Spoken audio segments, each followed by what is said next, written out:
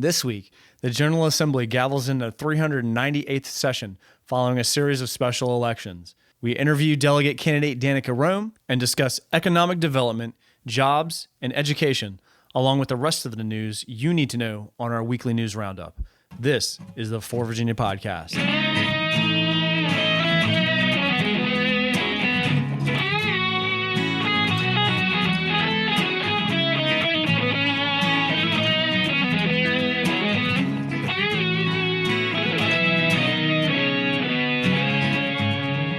Thanks and welcome to the For Virginia Podcast for the week ending January 14th, show number 18. My name is Michael Brandon Wade. Thank you for tuning in. For Virginia is a state political action committee focused on supporting progressive causes and candidates at the local and state level. Our weekly podcast is meant to provide you with news and analysis of politics across the state, helping you get the information you need to be an informed citizen, battle right-wing propaganda, and to help progressives organize and activate where we are most needed. A lot of news to get into this week. I hope everyone is enjoying this warm weather following Snowmageddon 2017. Anyways, there's a lot going on this week that we got to get to cover, so let's get straight into it. Well, we had a series of special elections across the state on Tuesday, and things are essentially where they were before. The Senate is still controlled by Republicans by a margin of 21-19. We had Democrat Jennifer McClellan winning the 9th Senate district handily, which was vacated by Donald McEachin after he won the 4th congressional district. Republicans were able to maintain control of Virginia's 22nd Senate district after Republican Mark Peake defeated two opponents. Peake won 53% of the vote against Democrat Ryan Washington and Independent Joe Hines. And in Scott Taylor's old seat in the House of Delegates 85th District, Rocky Holcomb won by a margin of less than 400 votes against Democrat Cheryl Turpin, who we featured on the program last week. I will note that all House of Delegates seats are up for re-election this November, so Mr. Holcomb will have to run for re-election right away. The one thing to note is that the General Assembly members are actually prohibited from raising funds while the General Assembly is in session, which it is through the end of February. So if Ms. Turpin is planning on running again, she has a good advantage to raise some more money. I'm really disappointed it came down to like 370 votes. I believe the official tally was around there. So hopefully she'll stay in the game, pick herself back up, and keep up the fight and come back and win that in November. Also, going back to McClellan's seat, as expected, Richmond School Board member Jeff Bourne announced Wednesday that he will run for the House of Delegates seat opened by her. According to the Richmond Times-Dispatch, Bourne is a deputy attorney general for the state who previously served as an aide to Richmond Mayor Dwight Jones. He entered the race the day after McClellan's win. And also, Delegate Mark Dundenheffer will not seek re-election to Virginia House. Dundenheffer has been in a tough spot in what I guess is a purple seat. He first won the 2nd district seat in 2011. He lost it to Michael Futrell in 2013 and then won it back in 2015. Now, he ran against Josh King, who basically jumped into the race at the last minute after the previous opponent dropped out. Only lost by, I think it was less than 200 votes. Dudenheffer, I guess, is feeling the heat and has decided to not seek re-election. When asked for comment, Josh King said, quote, "I thank Mark Dudenheffer for his years of service to Virginia and this nation, and I wish him the best in whatever he does next," end quote. We will keep you posted with news of who steps up on the Republican side for that seat. An editorial in the Roanoke Times this week encourages Democrats to stop playing the blame game and start listening. After encouraging national Democrats to pick a national chairman who won't embarrass you, referring to, they have this to say about Democratic Party of Virginia chairwoman Susan Swecker. Quote, "Pick a national chairman who can speak to the entire country. Race, gender, ethnicity doesn't matter. But right now you're perceived as simply the party of the, quote, bi-coastal elites, end quote, so don't make it one of them. We do have one suggestion that you probably won't follow. Take a look at Susan Swecker, who heads the Virginia Democratic Party. She leads the party in the only southern state you carried. That ought to count for something. Okay, granted, that's because of Northern Virginia, which isn't really southern, but the Democratic Party of the future needs to win big in the suburbs, and you did that here. She's also from a rural area, Highland County, which just happens to be not simply rural, but the least populated county east of the Mississippi. And let's face it, you need someone who can. You'll never win a majority in rural America, but you could improve your standing some and everywhere. Every vote counts. You can't just be the party of the coast and the college towns, which is where you're headed. And they also go on and figure out how to win at the state level again. Most of that advice is probably very appropriate. I've reached out to Ms. Swecker for comment and have not received a response yet. Number of articles about transparency, especially with relation to the Freedom of Information Act. Virginian Pilot editorial this week calls on people to be a force for openness in government. For those of you out of the loop, there are a number of exceptions to the Virginia Freedom of Information Act, about 170 of them, that basically make it worthless. This is coming, Virginian Pilot, the Daily Press, other newspapers around the state have bemoaned this status quo. A 3-year study of the Freedom of Information Advisory Council basically whitewashed the whole thing, didn't have any changes that would have made it effective. So there are a lot of people calling for the General Assembly to do more.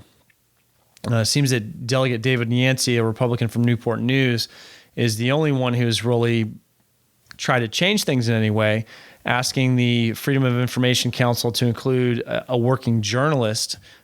second working journalist on their advisory board. Yancey's bill passed the House unanimously, only to die in the Senate. And this kind of follows up on news of Virginia Progress's decision to try and record all of the Virginia General Assembly committee meetings. Now, normally they will record the floor sessions, but the committee sessions are pretty much closed-door affairs unless you can actually go to Richmond and watch them. So we managed to see a couple of the Virginia Progress recordings. I think they're on Ustream or something like that. They're not the best. The sound quality leaves something to be desired. It seems like they're recording it on somebody's laptop. But we have to applaud them still for going out of the way to do that and making this information available. So hopefully there'll be more interest in that and more people will get on board with that. The Pilot Online editorial goes on to call on the Virginia Coalition for Open Government, which keeps a bill tracker on its website. A lot of these committee meetings are voice votes and some stuff isn't recorded, so it's kind of hard to figure out who has voted how. The Richmond Times is reporting that the Virginia Press Association has announced a new website that will collect notices that are published in newspapers from all around the state. Visitors will be able to search the database by city, county, and date range or receive alerts by email.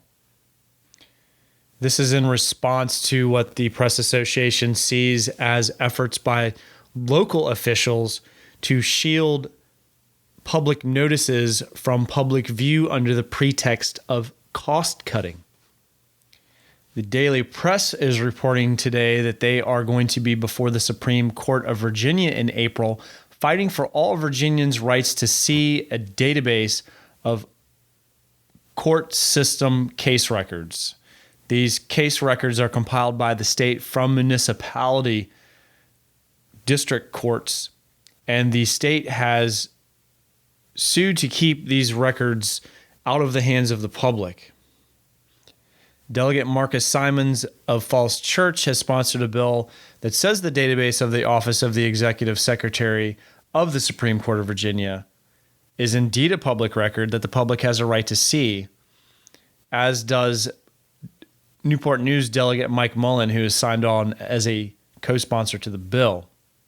The Daily Press says that the database is a compilation of information that can tell us how good a job we do when we try to do justice. So it basically allows them to pull information on how laws are enforced. Quote, in a state like ours, where so many local entities, from courts to sheriffs to mental health services to school, are overseen by and report their activities to a state entity, it is essential to make clear that a public record that compiles information from lots of other public records is subject to the Freedom of Information Act. The logic of the clerks would mean, for instance, that none of the state databases on school accreditation or school safety would be open for citizens to see when they want to ask about the direction of education in our state. Basically, they're trying to compile this information again to see how laws are being applied, whether they're being applied fairly across racial lines and so forth. Now, staying with the Daily Press for a moment, there was a lot of gnashing and wailing of teeth about recent votes in the Congress this past week. New Jersey Senator Cory Booker and Virginia Senator Mark Warner were two prominent Democrats who were found to have voted against an amendment to a spending bill that would have allowed imported prescription drugs from Canada. Now, according to Cory Booker's office, the reason for his vote was that the amendment did not provide a provision requiring imported drugs to meet FDA standards, while liberals and progressives on the other side of the argument were accusing Booker of kowtowing to his pharmaceutical donors. This editorial from the Daily Press this week calls out the pharmaceutical industry's practice of high drug prices with regard to what are called, quote, specialty drugs, which provide vital care to a relatively small number of patients dealing with rare or complex afflictions such as hepatitis C. The state is struggling as these specialty drugs are dominating Medicaid spending at an alarming rate of increase.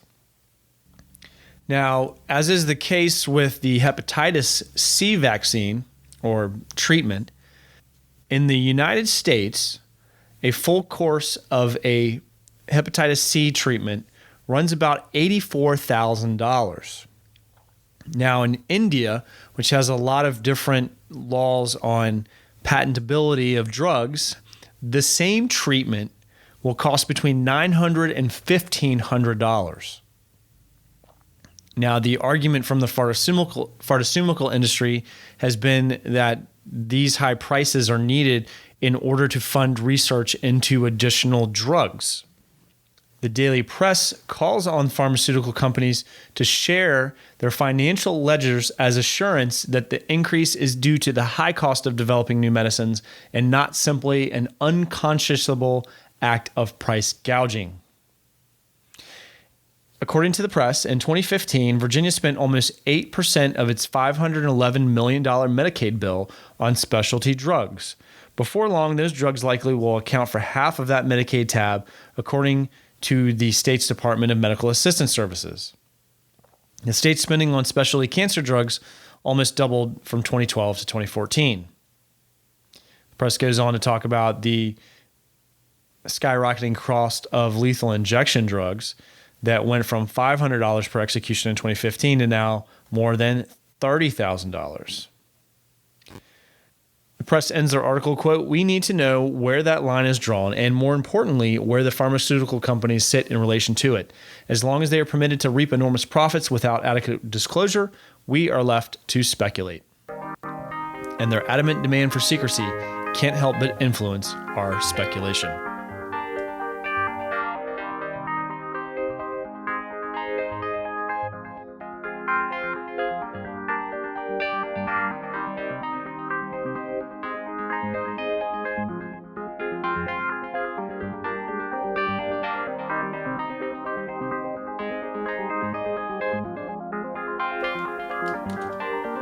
You are listening to the For Virginia podcast.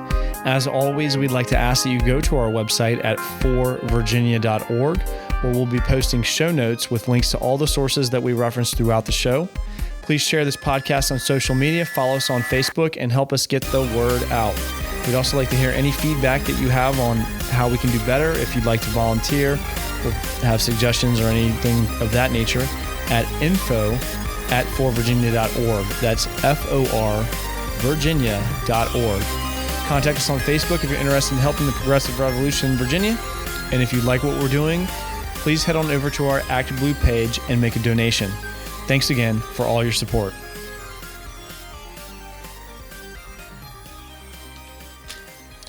Well, the General Assembly is now back in session for their 398th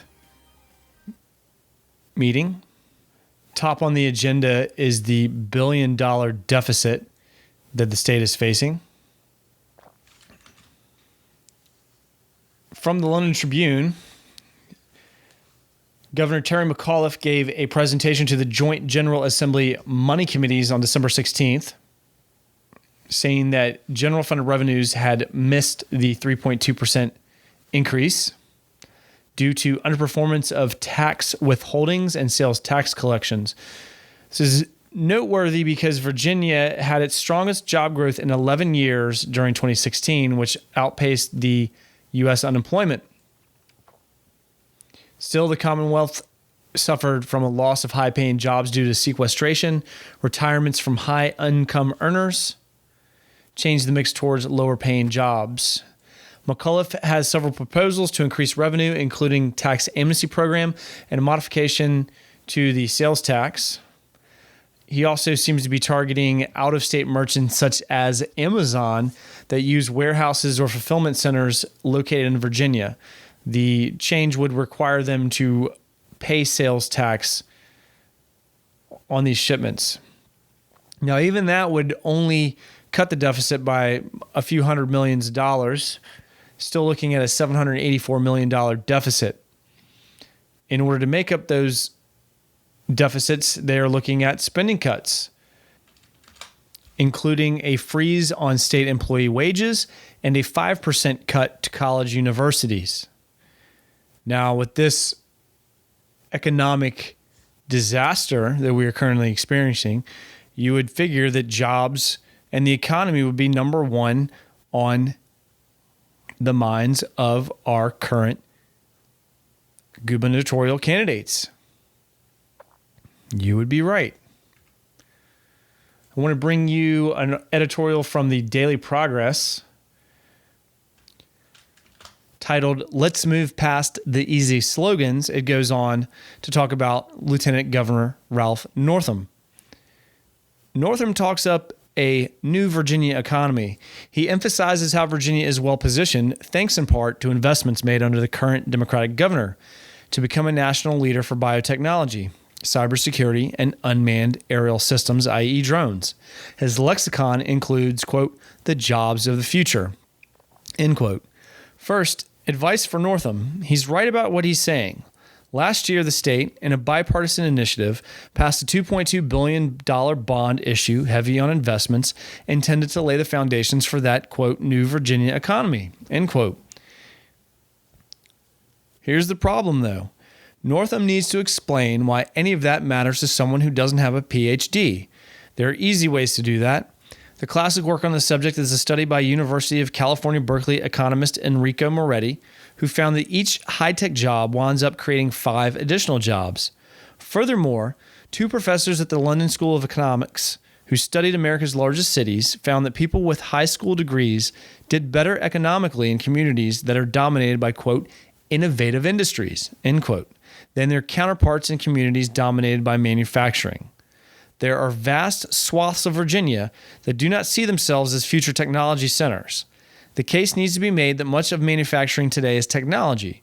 So when a candidate talks up technology, he's really talking about growing the entire economy and not just a specific slice. An article from the Roanoke Times points to Franklin County as illustrative of the key problem facing Virginia's economy, the lack of job training. Now, Democrats and Republicans can argue over the ways to increase jobs in the state, cutting corporate taxes, cutting regulations, jobs in education. But they argue that it's the glaring and growing mismatch between the skills that Virginia workers have and the jobs that are being created require. Now, I've seen Governor McAuliffe and Ralph Northam both talk about cybersecurity. I'm a cybersecurity student myself. And the number that they like to throw out is that there are 17,000 jobs in Virginia in cybersecurity that are unfilled currently. And these jobs we're talking about good paying jobs, $80,000. And we can't fill them. And I know from talking to school board members in the peninsula that there's a lot of efforts being made to rework the education system so that by 9th or 10th grade, we can identify the students that aren't college bound. And instead of just being happy to get them a high school diploma, which isn't sufficient anymore, we got to get them into a trade. So the Roanoke Times goes on to say that a 2015 study found that Virginia's economy is in a 1-2-7 fashion, meaning for every high PhD type master's degree job, there's 2 bachelor's degree and 7 that don't require a 4-year degree. But most of those jobs still require some kind of industry certification, whether it's welders, mechanics, nursing assistants, and so forth. Now, they go on to quote the National Skills Coalition that found that 49% of the jobs available call for those middle skills, but only 40% of workers have them, and claim that 49% might grow even heavier. And turning to Franklin County, where its Career and Technical Education Center is unable to handle the amount of interest that they are receiving. The majority of students who applied to get in were turned away. 112 students accepted, 81 denied admission in healthcare. The numbers go on. It's pretty much 3-1 in all of the following fields: masonry, technical drawing, building trades, culinary arts.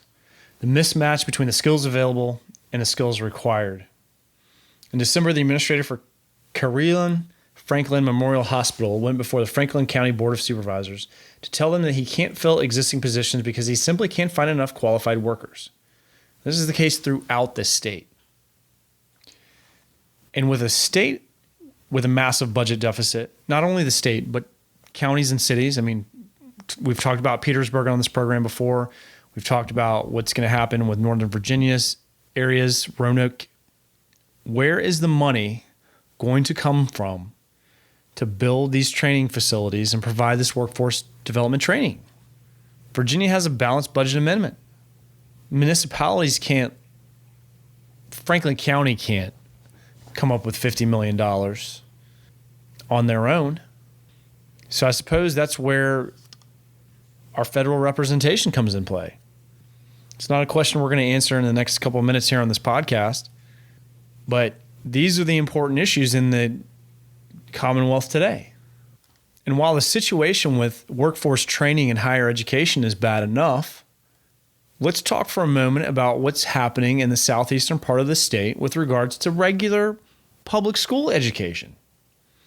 Roanoke Times reports an article about the St. Paul Elementary School in Wise County having a buzzard problem. And I mean like actual vultures. From the article, for reasons unclear, buzzards took a liking to the roof of St. Paul Elementary School and began tearing it apart, flying the pieces away to make their nests. The school system was so strapped for cash it couldn't afford to replace the roof. Instead, it was forced to resort to contracting with someone to bring in dead buzzards to drive off the live ones. The article describes it as an all too perfect metaphor for what's happening in the southwestern part of the state, what they're calling Virginia's dirty little secret. And going back to Northam's description of Virginia as a new economy, a glowing example of high-tech center of international stature, which is true for Northern Virginia and parts of southeastern Hampton Roads, maybe Richmond as well.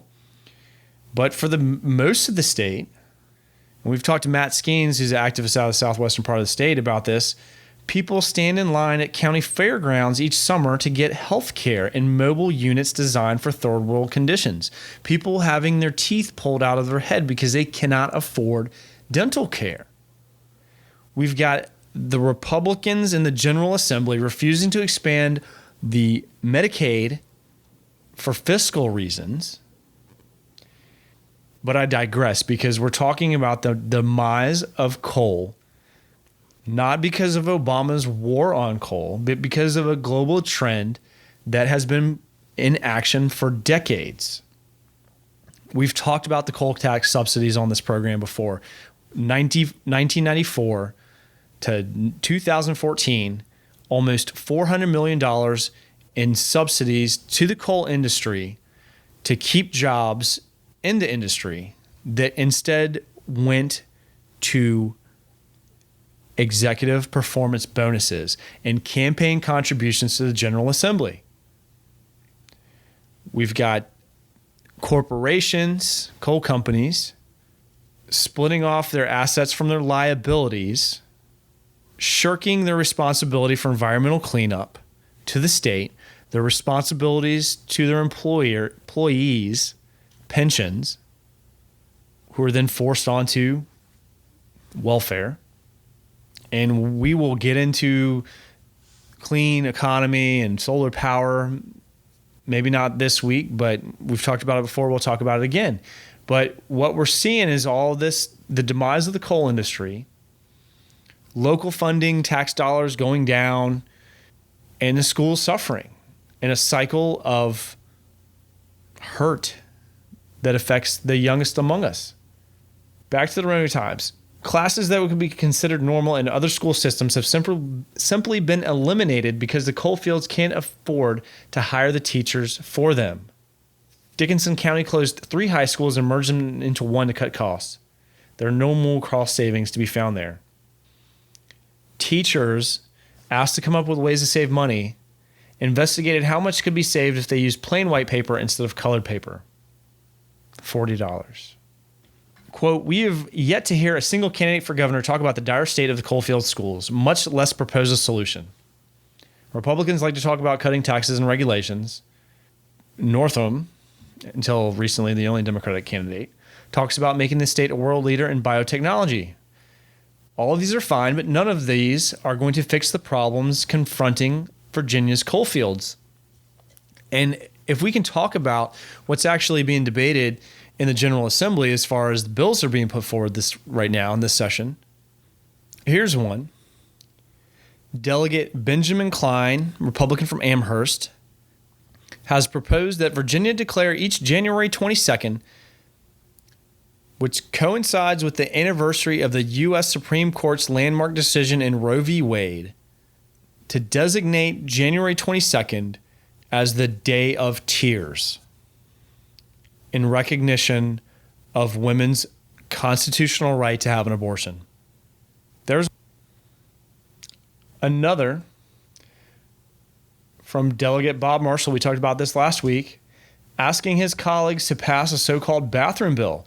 It worked so great for North Carolina. $600 million in lost economic revenue from sports teams, tournaments, and other large corporations. I think PayPal pulled out of the state. I can't remember the others off the top of my head.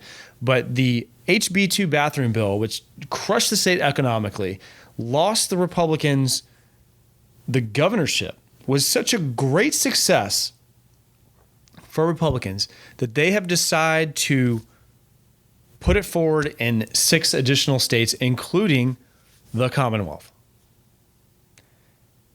The bill requires that the principal of a public school notify within 24 hours the parent or guardian of a child attending such school if the child requests to be recognized or treated as the opposite sex, to use the name or pronoun inconsistent with the child's sex, or to use a restroom or other facility designated for the opposite sex. Now we're going to take a short break. We're going to come back and play you a clip from Delegate Marshall's press conference this week, and then an interview with transgender journalist and state delegate candidate who's actually running against Bob Marshall. Her name is Danica Roem. But my point in bringing this up is that with all of the economic issues, the budget deficit, the stagnant growth, the jobs issue, the education problems, the state, not even the state budget deficits, but the municipality deficits. With all of this going on in the state, instead we've got bathroom bills, abortion day of tears bills. I probably don't even have time to get into it today, but we had an article about anti-growth bill, as it's being called, with regards to municipal broadband. Real quick, what that's about basically is that your broadband provider can't make a buck providing broadband access to certain individuals or certain areas because it's cost prohibitive. And so the state can step in to do such a thing because, let's face it, education, jobs, growth, entrepreneurship all depends on having high-speed broadband access. And I'm okay to have 100 megabit broadband here in Hampton, but if you live in BFE, Surrey County, or Westmoreland, or other rural parts of the state, they're not going to do that. And so I pulled it up. House Bill 2180, introduced by Delegate Kathy Byron out of Campbell County. This is from the Roanoke Times. One of these exact opposite names of what it would do. The Virginia Broadband Deployment Act would actually make it harder to extend broadband to areas that don't presently have it or don't have enough of it. From the Times, quoting Roanoke City Manager Chris Morrill, 21st century economic development is all about broadband and workforce. If you don't have broadband, millennials don't want to be there. So what appears to be a battle between the telecommunications industry and local government is really a battle between the telecommunications industry and the rest of the business community. Broadband is becoming a key infrastructure requirement the same way that highways and airports are. If a community doesn't have it, businesses move to places that do. Now, you look at places where Google is running out municipal broadband, gigabit Ethernet, that's about 10 times faster than what you'll find in most developed cities in Virginia. They like to say that government shouldn't be competing with the private sector, but I don't necessarily think that's true. I think a lot of people don't think that's true. You could argue about Dominion Power and their lockdown on state energy production, as we will no doubt get to. But in an election year, no doubt, where economic development, jobs, education, workforce training are the most important issues right now, what we see instead is a majority party interested in social issues, siding with the business community over the will of the people. And we have got to get organized and fight back and take back the House and the Senate. Now, we won't have a chance on the Senate in the state legislature in 2017, but again, all 100 seats in the General Assembly, House of Delegates, will be up for re-election this November. I myself have stepped forward in order to help challenge the status quo.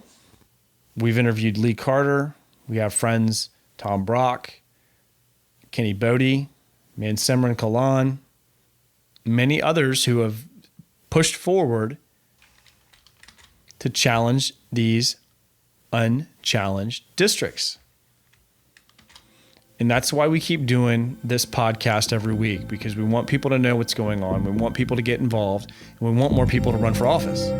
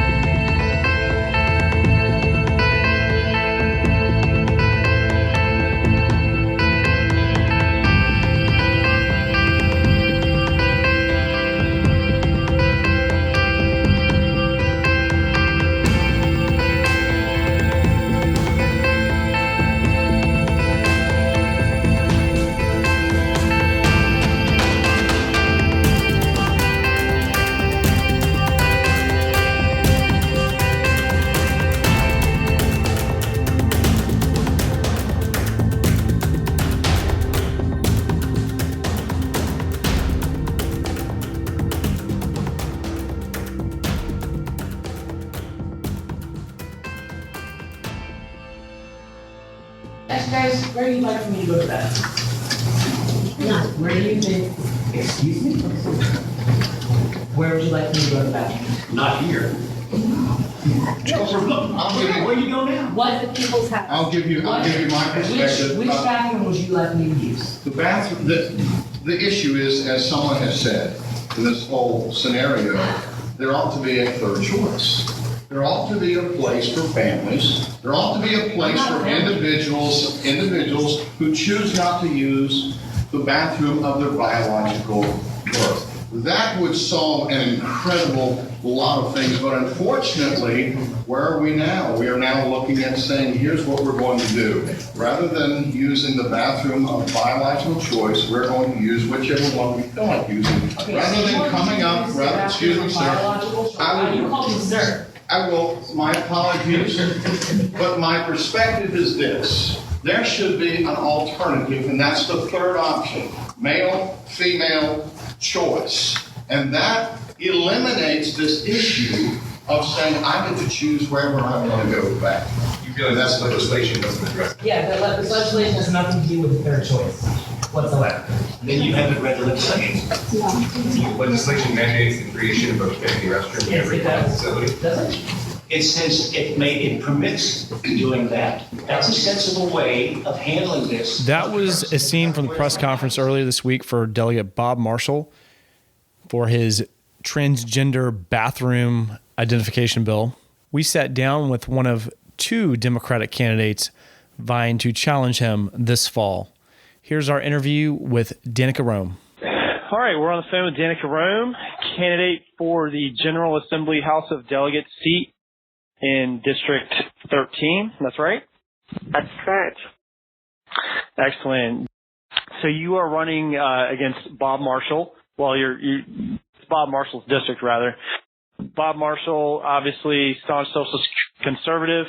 You're a transgender woman, and he is put forward a HB2, North Carolina's HB2 style bathroom bill in the General Assembly this session. There was a press conference yesterday that you were present at. You saw what happened there. Do you want to just give us your thoughts on what you witnessed yesterday and just in general on Delegate Marshall?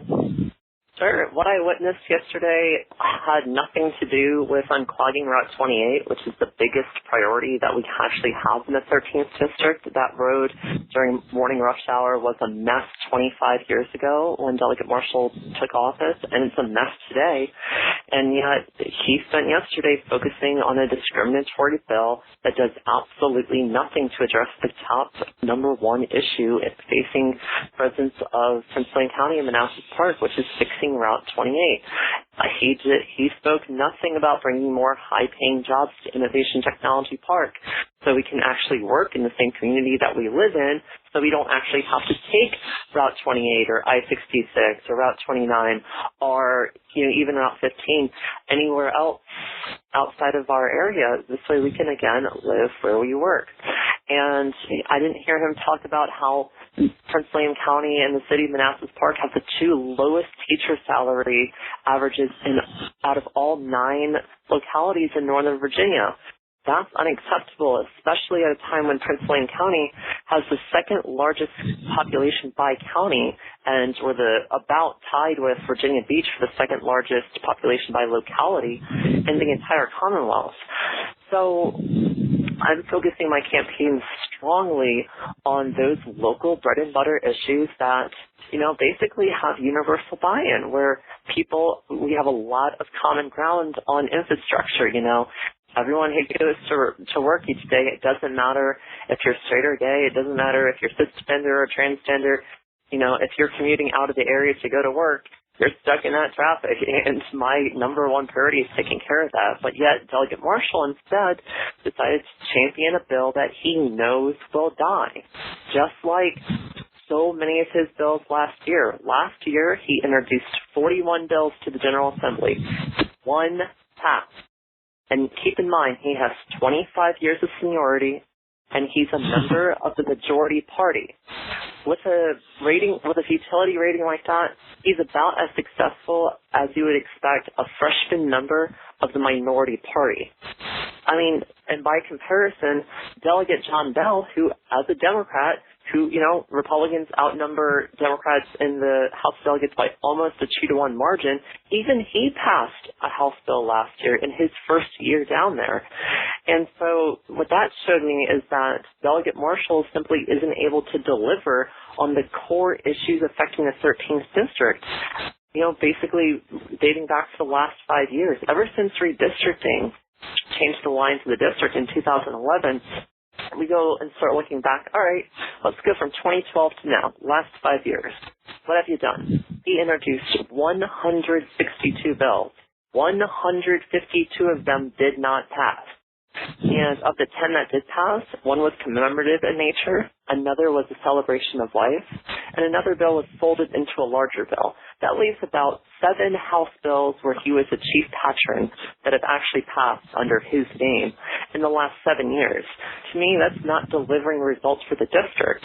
Meanwhile, we can compare him to other Republicans in Prince William County. Now, whether their bills were good or bad, effective or ineffective, that is completely secondary to the actual statistics here. What were you able to get done by the numbers? We look. Delegate Lingenfelter introduced 41 bills, just like Delegate Marshall did. Both of them introduced 37 House bills and 4 resolutions. Delegate Lingenfelter passed 17 out of his 41 bills compared to Delegate Marshall passing 1 out of his 41 bills. So we look at that and say, well, that's interesting. How is it that someone who has considerably less a considerable amount of less seniority than Delegate Marshall is able to pass more bills? Well, Delegate Lingenfelter also has a chairmanship, which Delegate Marshall does not, again, despite his 25 years in General Assembly. We look at Delegate Miller, Delegate Hugo, both of them passed, 12 bills or more. And again, this is not a critique on whether the bills were good or bad. And we certainly have the candidates in Prince William County who are going to be able to debate the merits of those bills. However, what I'm looking at here is just the raw data. And it's like Delegate Marshall simply is not delivering on the core priorities of the 13th district. Instead, he's going on another ideological witch hunt. For whatever reason, he's quite intent on singling out and stigmatizing his own constituents, specifically LGBT constituents, and more specifically transgender constituents who are not a threat to anyone, who haven't threatened anyone, and at the same time are already vulnerable to begin with. A transgender person's mere presence in a restroom does not compromise the safety of anyone else in that restroom. It's time for people like Delegate Marshall and some of the people who spoke with him yesterday to accept the reality that transgender women are women, that transgender girls are girls, that transgender men are men, and transgender boys are boys. And in fact, when my friend Theo Kahn yesterday stood up and challenged Delegate Marshall directly, asking him, he was the young, I'll use the word young man, I guess, yeah, that was confronting him in the sound clip or right, audio he's bite. my age. He's from Richmond, and he asked him directly, which bathroom should I use, or where should I use the bathroom? Delegate Marshall's instant reaction was not here, and so he rephrased the question, which bathroom should I use? And you'll notice from him, you'll notice from the other people who spoke, they did not have the gumption to tell him, this being a man who has facial hair and everything, and broad shoulders, he's clearly a man, and they could not tell him you have to use the women's room, even though this legislation would mandate that. That is not okay. I think that's not acceptable. Before you can really deal with Marshall, though, you do have a Democratic primary opponent. Challenger, I'll use the word, not really opponents, I would say. Man Simran Kalan, who's a Sikh American, part of the Prince William Progressive Caucus there. Can you give us a little, give our listeners a little bit of about your relationship with Man Simran and how you guys are working together or just how you're dealing with each other in the primary process? Sure, I'll be happy to. So we met up the day after Thanksgiving. We had about a 3-hour conversation together, and we found out that we had a lot of common ground. We shared a lot of the same viewpoints on public policy, on attitude, and the things that we believe that, the next delegate from the 13th district should really be focusing on. Munsterman is a good man. I respect him. Yesterday we had a private conversation where he started off the conversation by saying, hey, between friends, we get along great. I have no hostility, no animosity, no antipathy or anything toward him. And the day he announced, I shook his hand that night. It was just like, I wish him well. All this, the way that I view the Democratic primary is like, you see a job opening and you have a certain number of people apply for that opening. You don't win the primary by tearing down someone else who is applying for the same job. You win the primary by explaining why you think you're the best candidate for that job. What makes you unique? What about your backgrounds? What about your experience gives you the best shot to, one, defeat Delegate Marshall, but also to represent the party. And in my case, what I'm campaigning on from my own experience is a lifelong Manassas resident who spent more than 9 years covering the issues directly affecting the 13th district in depth, which are transportation, economic development, and education, dealing every part that you could with, covering Route 28, I-66, Route 29, Route 15, Linton Hall Road, Benton Hill Road, or the overcrowding in schools to, the development of Innovation Technology Park, up and down. I have dealt with every major issue and even a lot of minor issues affecting the residents of the 13th district. I know this district well, and I covered Delegate Marshall for 9 years. I covered his campaigns in 2007, 9, 11, 13, and 15. I've watched him debate. I've interviewed him more times than I can count. I know his record inside and out, and I think I would make a very, very strong challenge to him, and our challenger toward him in the general election. If the Democratic voters of the 13th district give me the opportunity to do that. What is your advice to people from a earned media perspective? What are some things that candidates and activists can do in order to get the attention of their reporters and help them get the stories out that we want to see? I've got plenty of experience with candidates asking me for interviews, and I have plenty of experience, soliciting interviews. There's a few things. Number one, know the public policy issues inside and out affecting your district. Be able to speak about them fluidly, I should say, and make sure that you really, really know what you're talking about, because, some reporters might just, hold up the mic to you, hold up a recorder, or just take notes and just kind of let you talk for a while. But that wasn't the reputation I had as a journalist. I wanted to know every detail of your public policy plan and whether it actually would hold muster. So you have to know your stuff to start off with. Number two, it doesn't hurt to ask. Actually make the request and say, hey, here's what's going on. Would you be interested in writing a story? It is very okay to send a respectful civil message and individualize it to the reporter. Don't send out just the mass blast press release, because someone like me as a reporter, I would see that and say, the first thing that would go to my head is, why do I care? Whereas if someone had written to me and said, hey, I saw you wrote a lot about the VRE this week, which is the Virginia Railway Express. I'm actually campaigning on bringing the VRE out to innovation and finding a cost-effective way to do that by, implementing a first-of-its-kind study, conducted by Virginia Tech, where we look at, best practices in Europe and Asia in order to bring down costs while at the same time providing quality service, which is one of my plans. That's the sort of stuff that I would respond well to as a journalist. Yesterday, before the press conference, I made sure that I walked in and I shook hands with every single reporter there ahead of time introducing myself and said, hey, if you'd like to talk before or after the press conference, I'd be happy to give you some quotes, be happy to, offer feedback about what we hear at the press conference today. And a lot of them took me up on it. Now, you also have to understand that in the Scrum sort of scenario, you might not get the coverage. You might talk to 9 reporters and maybe only 2 might print what you're saying.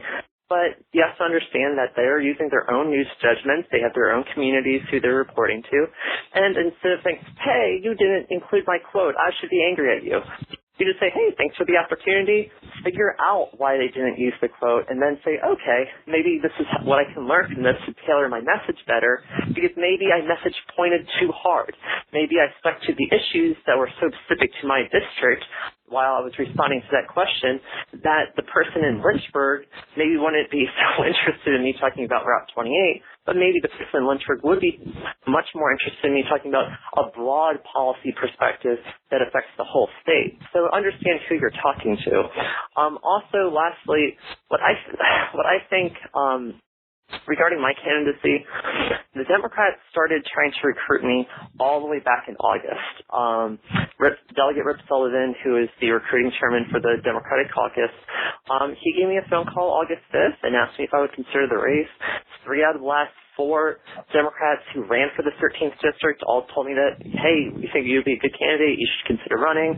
I heard from other elected Democrats, non-elected Democrats, a lot of people over a 5-month period asking me to run.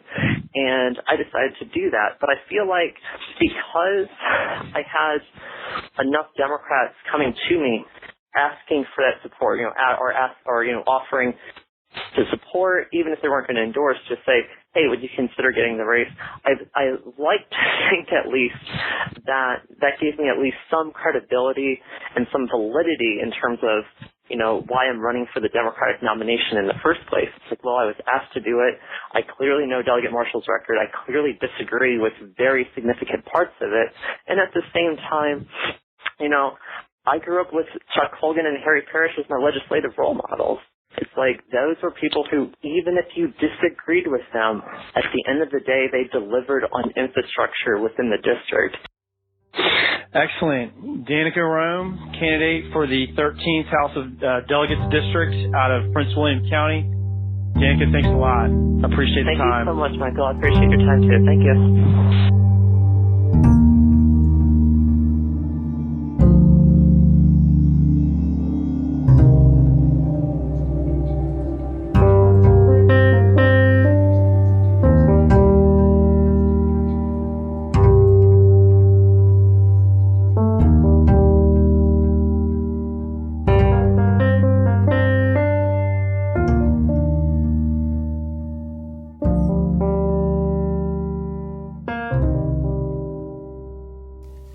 Well, it's the end of the show.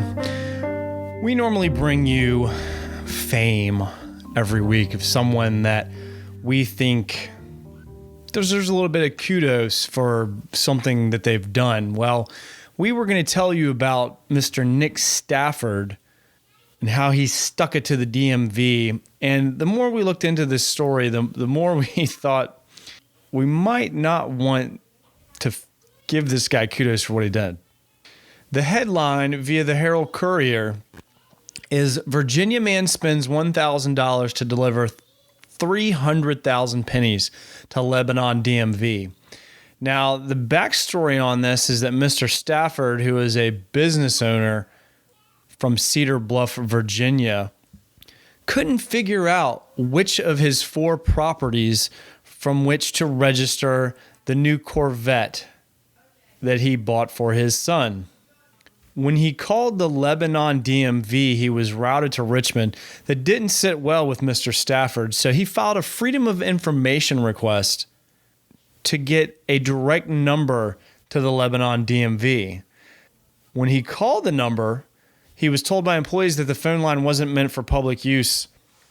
And even after he was able to get the information that he requested, he then decided to go and file another Freedom of Information Act request to get the direct phone lines to 9 other DMVs in the area.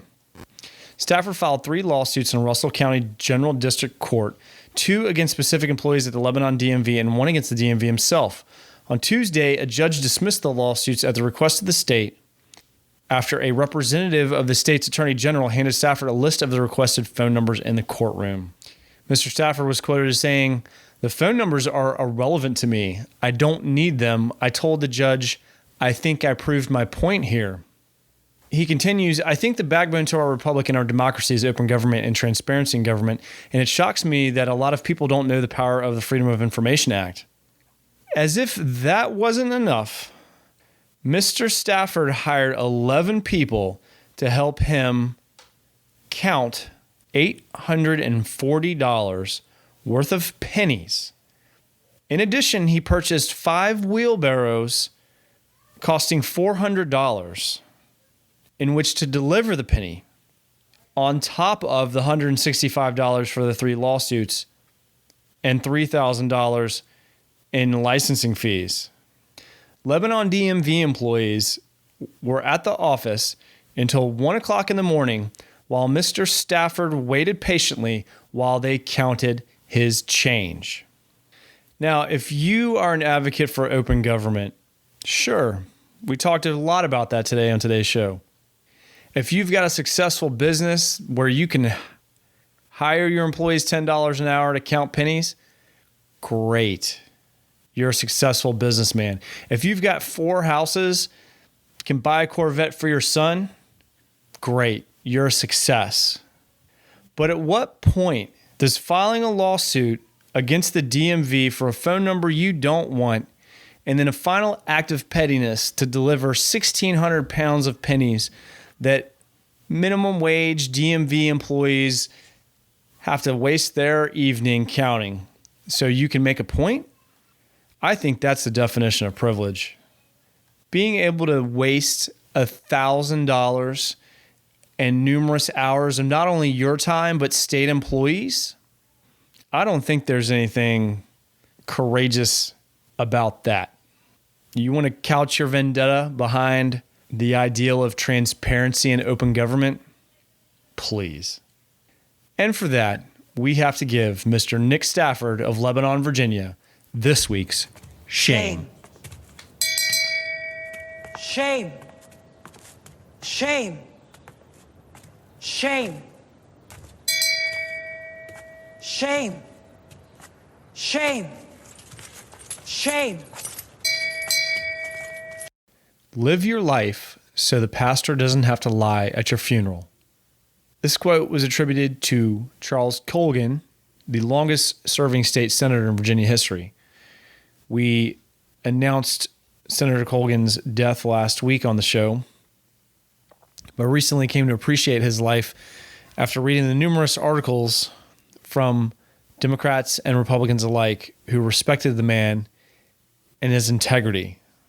He served as an example to all of our current and future representatives and is a reminder of what the Virginia way should be.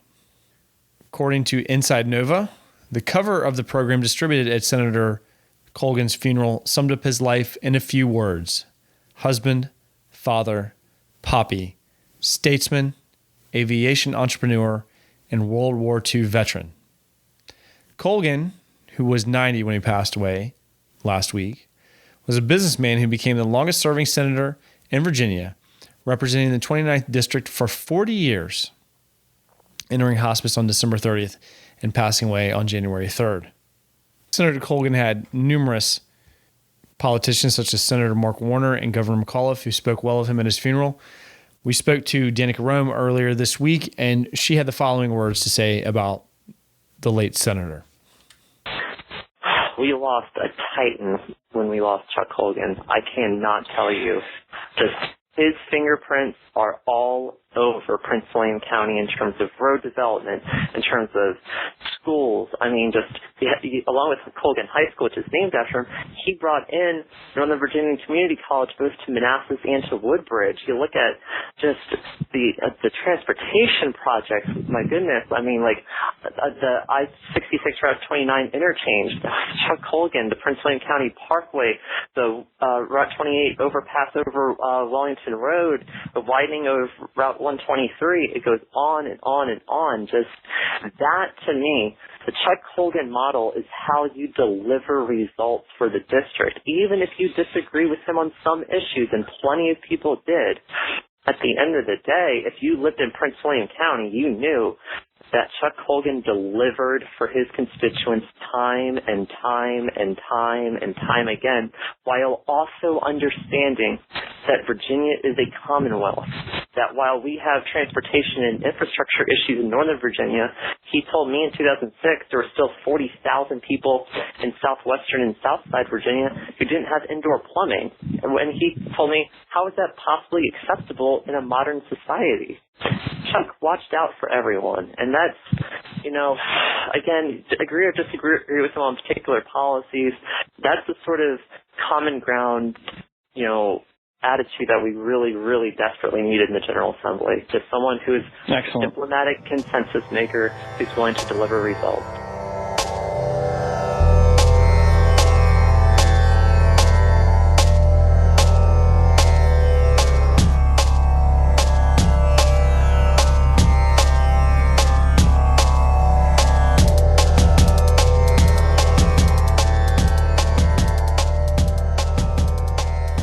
That's all the time we've got for this week. We appreciate everyone that tuned in. Thank you for your support and all your shares. So please check us out on our website, share us on social media, and your financial support is greatly appreciated. This is the For Virginia Podcast, episode 18. Please submit your feedback on our website, on Facebook, or by emailing info@forvirginia.org. We'll continue working hard to bring you the news, information, and analysis to help keep the progressive revolution moving forward in Virginia through 2017 and beyond. My name is Michael Brandon Wade. Thank you, and we'll see you next time.